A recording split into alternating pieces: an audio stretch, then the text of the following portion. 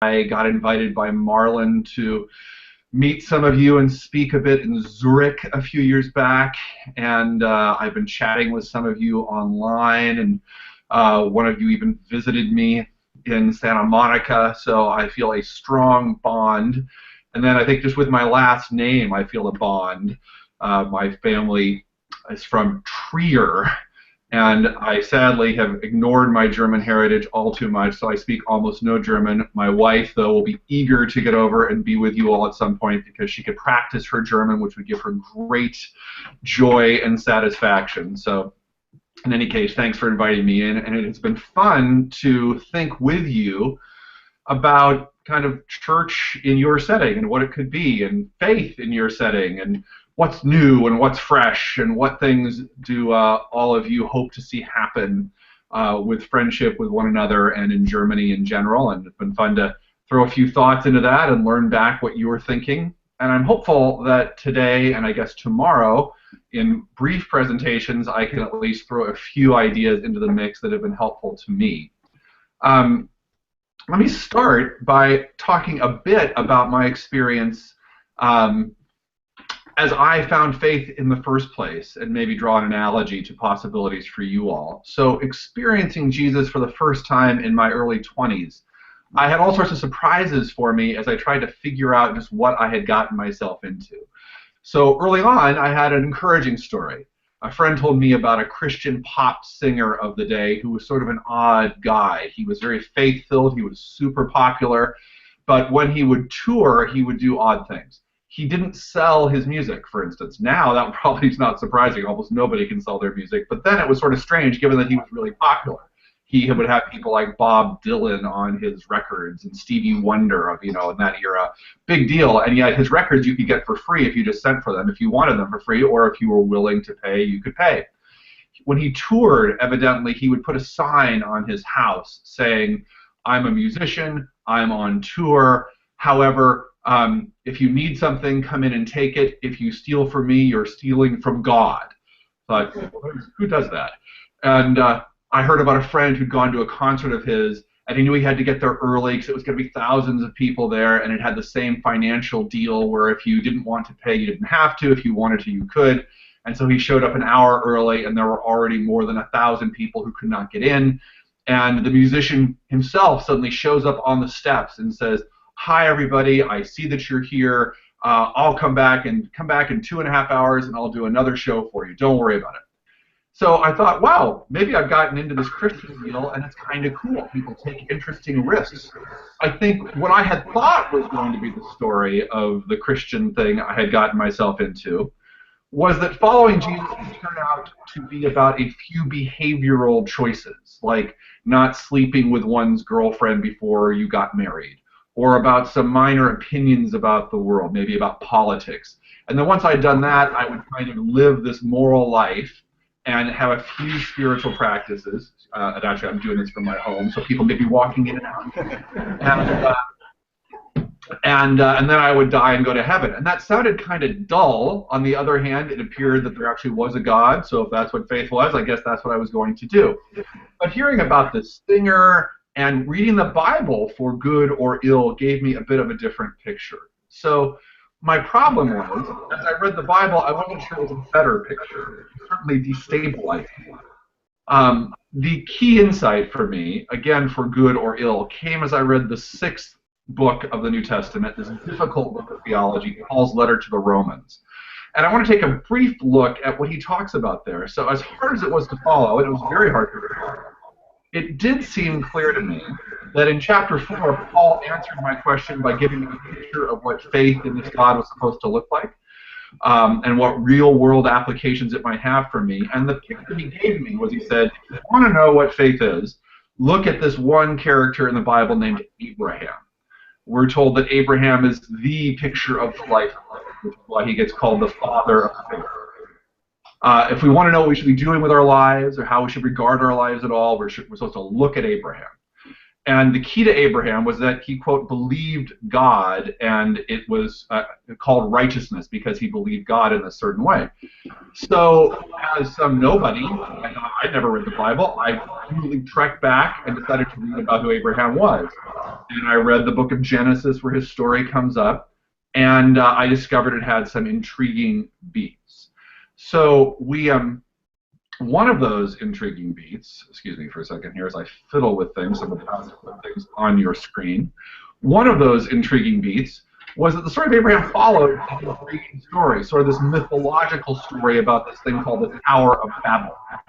You remember it. The Tower of Babel is this sort of mythic story. I don't know how to read it. Maybe it's not. Maybe it's exactly what happened. But one way or another, it feels like a fable about everybody on earth rebels against God, and then the way they do it is they all gather together and they build this big tower, and they declare war on God, sort of like a Jack and the Beanstalk sort of thing, that they go up and are going to take on God.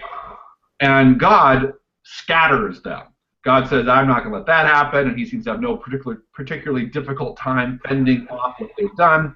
And the way he scatters them is he makes them not speak the same language, and he scatters them around the earth. Now, initially, that seems like a punishment because it must have been nice to all speak the same language. They know each other, and it also must have been nice to be all together. But I realized, I thought, well, hang on. Having read the first part of Genesis, maybe he's not punishing them, because the point of Genesis early on seemed to say that what we're created to do as people is to be fruitful and multiply and fill the earth, like to spread out. And so maybe all he's doing is insisting that he wasn't kidding, that banding together and huddling together is actually rebellion against his plan, that there's a sort of journey he wants to send us all on, and that he was sort of insisting that they actually take this journey. Then I read about Abraham, and I read this, the next thing about it is a sort of boring genealogy, the story of his ancestors and what happened to them. But what we learn, and I'm going to, for the sake of brevity, I'm not even going to show you the scriptures here. What we learn is that his father, Terah, decides he's going to take a journey right after the Tower of Babel. And he's going to go to Canaan, the promised land that Abraham ultimately famously gets to later. But as he's preparing the trip, his son, named Haran, Abraham's brother, dies. And on that sad note, they leave on this journey, but they never make it to the promised land. They settle halfway there in a town that gets called Haran. Well, Haran, you think, what's the odds? This guy just died and they find a town named after the same, You realize, oh, they didn't find a town. He founded a town about his dead son, and in his grief, couldn't continue. And then later on, God comes to Abraham and says, no, seriously, you take this journey. Go on a journey, like I told people from the beginning of time. Fill the earth. Do it. And we learn that Abraham takes his family and his livestock, and he goes on this journey. So I realized, wow, is that what faith is? Faith, says Paul, is exactly that. You become like Abraham. And you take a sort of road trip. It's not so much a change of opinions. It's a kind of a risky journey of faith. Well, I thought, well, that reminds me of this pop singer. He sort of did stuff like that. He did things differently than other pop singers. He took risks. He was there was a daring quality.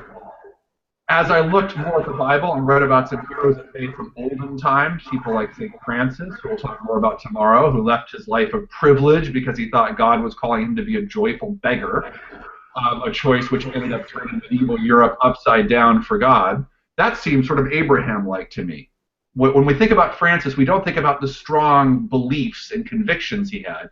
We think about the journey of faith he went on and the trust that went into that and the love of Jesus that was a part of that. Or we think about Mother Teresa, who famously was on a train as a young Albanian nun and was reading the Bible one day and asked God, so how exactly can I do what's in this passage about loving the least of all people? And God brought this image to mind and said, remember, you visited Calcutta. The untouchables who were dying on the streets of Calcutta. That's got to be the least of these. And so she immediately put in to the Vatican to be able to do this new order to go and love them, because she was trying to live out the things she saw in the Bible. It wasn't a matter of her strong opinions, though she certainly had strong opinions by the end of her life. It was about what's the journey God's calling her on, what's the road trip. The very first young man who ever led a Bible study that I was ever in after graduation, decided he wanted to offer Jesus to the poorest of the poor worldwide. And so now he heads up an impressive international organization doing this. And he and his wife have raised their 2 daughters in trash dumps throughout the Western and Latin American world. Their daughters are now grown up and they're now college age, and they got recruited by these very prestigious U.S. schools on a full scholarship because of their interesting life. I remember saying to him, so are they eager to get out of the trash dumps and finally live the American dream? And he said, oh no, they're going to go back to the trash dumps once they get this education and use it there. So these models were just everywhere for me. And to the incredible consternation of my parents, who paid for an expensive education for me, I left school after graduation, and I began a whimsical journey. I helped start a ministry to the city with the highest per capita murder rate in America. Then, to my dad's relief, I got a graduate degree in theology, which he thought would get me on a real job. But then, to his consternation, I felt God leading me to become a playwright in San Francisco, and I did that. And it sort of worked. I had some sold-out runs and talked to somewhat famous movie directors about my plans.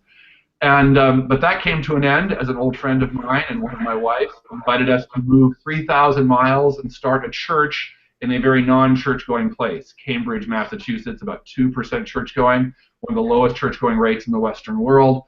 And so we duly trucked off to help with that. The church ultimately boomed. It boomed to the point that it became by far the largest church in the area. It got us some attention. And we realized the attention was around this idea of faith as a journey, faith as a road trip. That had a real kind of irresistible attraction to people who were previously non-church going, as it did for us.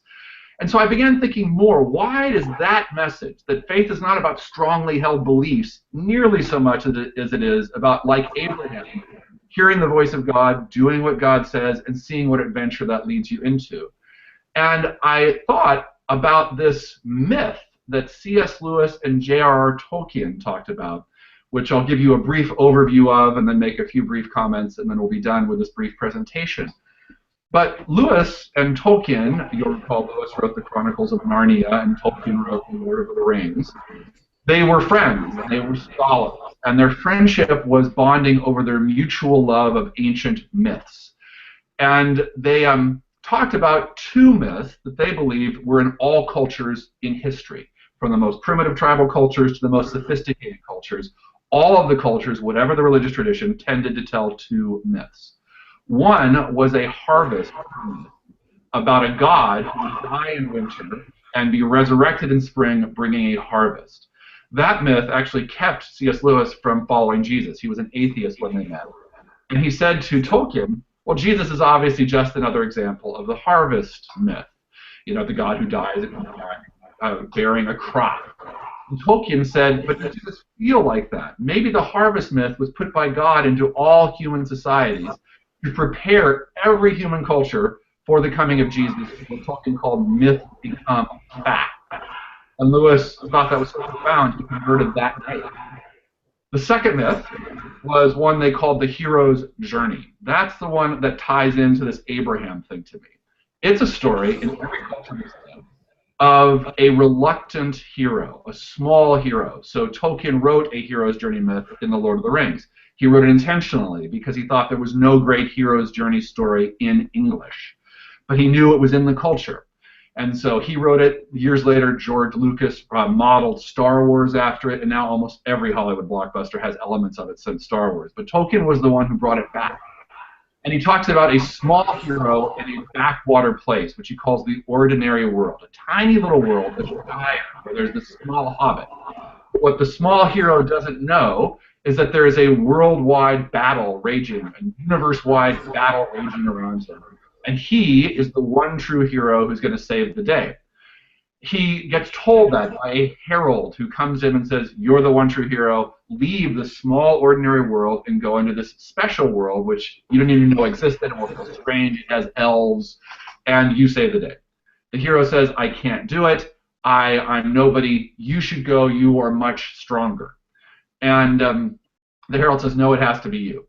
Ultimately, the small little hero is driven out of his small little world by evil creatures that are called threshold guardians. So in Tolkien, it's the Nazgul, the 9 kind of spiritual wraiths who drive in and drive the Black Riders who drive him out.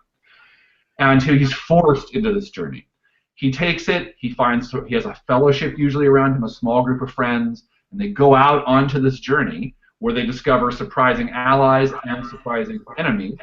Often the hero dies midway through, so and he gets resurrected. So Frodo gets stabbed by the spider Shelob and seems dead, but then is resurrected, saves the day, and then has an arduous journey back home with some gift he's going to bring to his culture. And the question that raised for me is, why is that story in every culture? If the harvest myth is in every culture to prepare us for Jesus, why is this in every culture? And the answer seemed to be, maybe it's in every culture to be our story, show us the story we're meant to take, like Abraham. We are all the reluctant heroes. We all have a herald telling us there's a big story you're a part of, and we have a journey that will take us out of the world we understand. And maybe the temptation for all people is to become king and queen of our ordinary world. Our parents, our teachers all tell us, you know, if you work hard and play your cards right, you could become, say, mayor of the Shire someday. Yay! Not realizing that instead there's actually a far greater journey for us, but it's one that's mysterious, where we don't get glory, where we actually have something very real to do, but we'll need to listen to the supernatural guide, which is in the hero's journey, to even know how to take it. So once I knew that, I thought, well, maybe that's why this church has done so well. Maybe that's in the human condition that we all want that. A few final comments about this journey, then I'd love your question if there's time for that, and forgive me, I think I'm going a bit long on my TED Talk length, but hopefully not much longer. Here, if I can throw a few slides up, let me do this. I'll show you my screen, which will briefly just be me.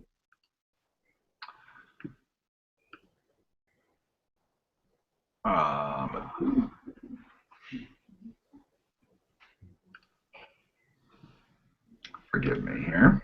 So my talk here is best understood as a kind of road trip. There's some scriptures. Dave, we don't see it yet. You don't see it. Well, isn't that always the way? Hang on. Nice to know. Okay. Yes. Well, as Marlon has gotten to learn.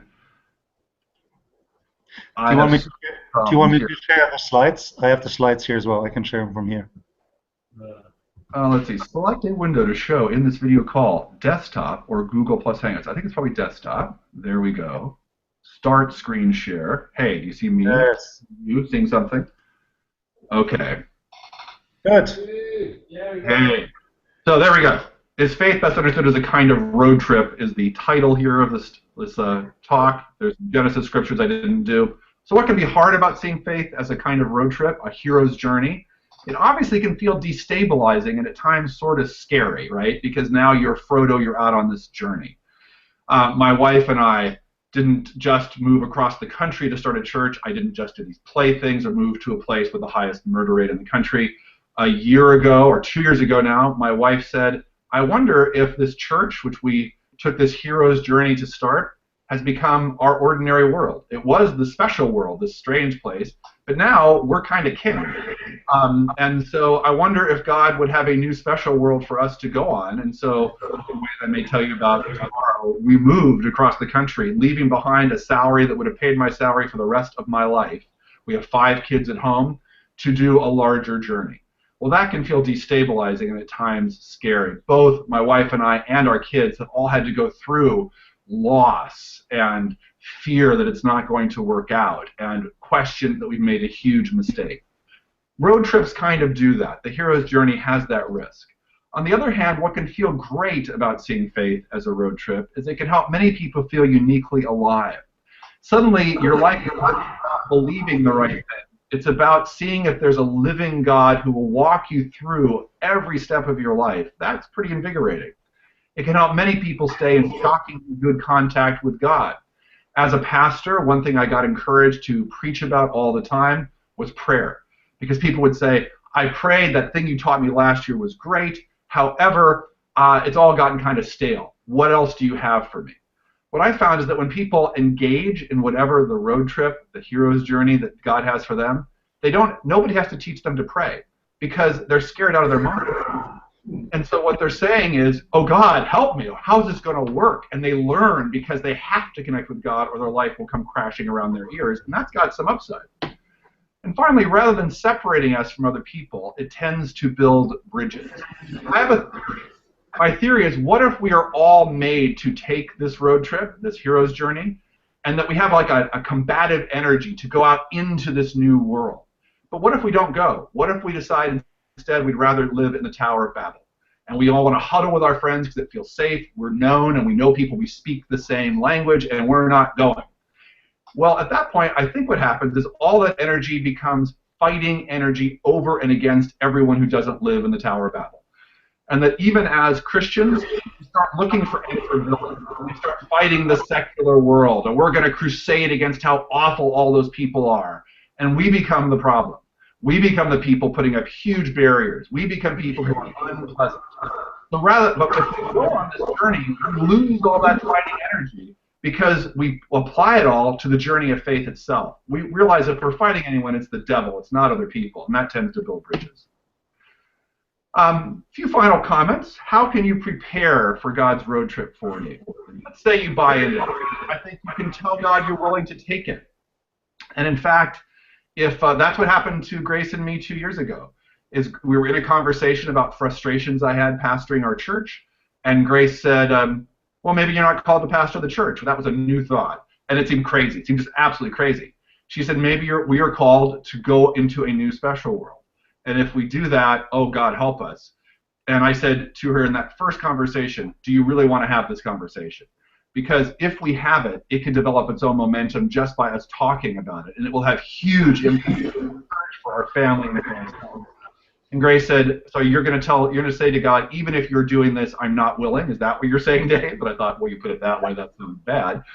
And so we said we were willing, and there you go. So before I have a few final points, let's take 30 seconds.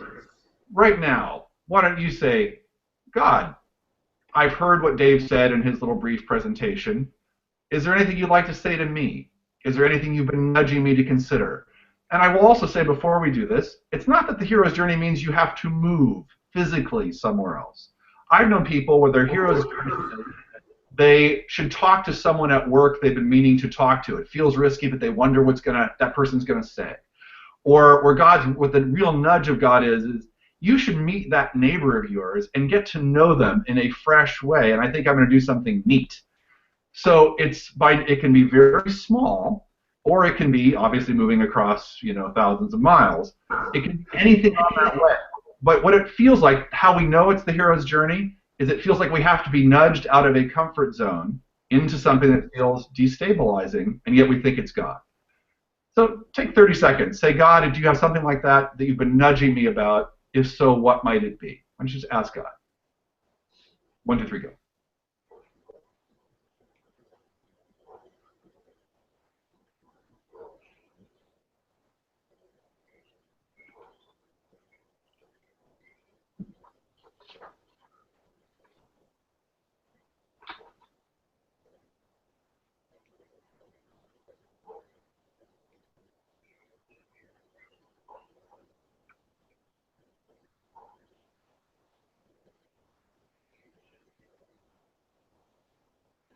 And now, if God has brought something up, why don't you interact a bit? Tell God you're willing if there's something, or ask what God would have you consider next.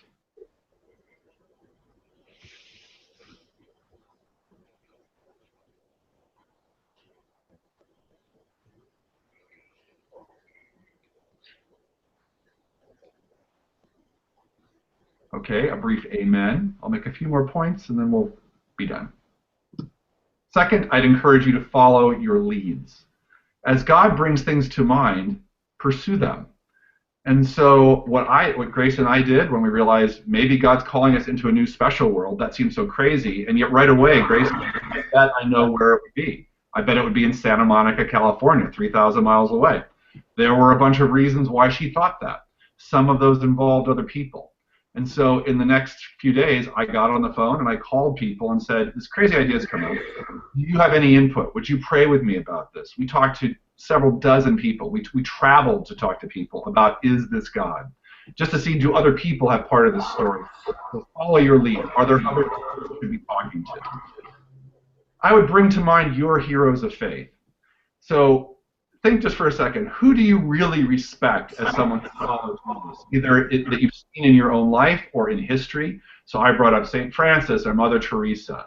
But you might have a godly grandparent or somebody in the room. Why are they your heroes of faith? I have a guess. They aren't your heroes of faith because of their strongly held opinions about faith.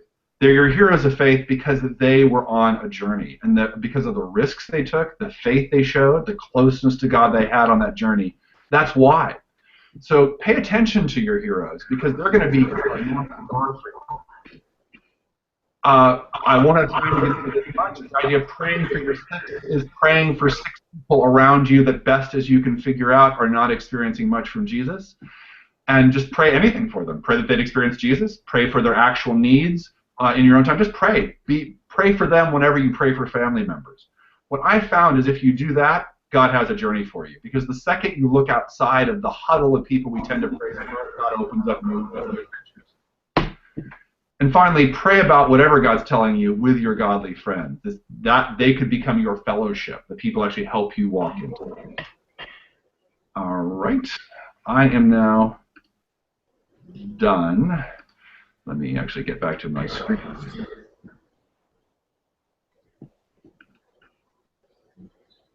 Okay, no, here's what I want. I want me. Am I me again? Or am I still the scripture? It's me. All right, thanks everybody. I'm done. Yay, thank you,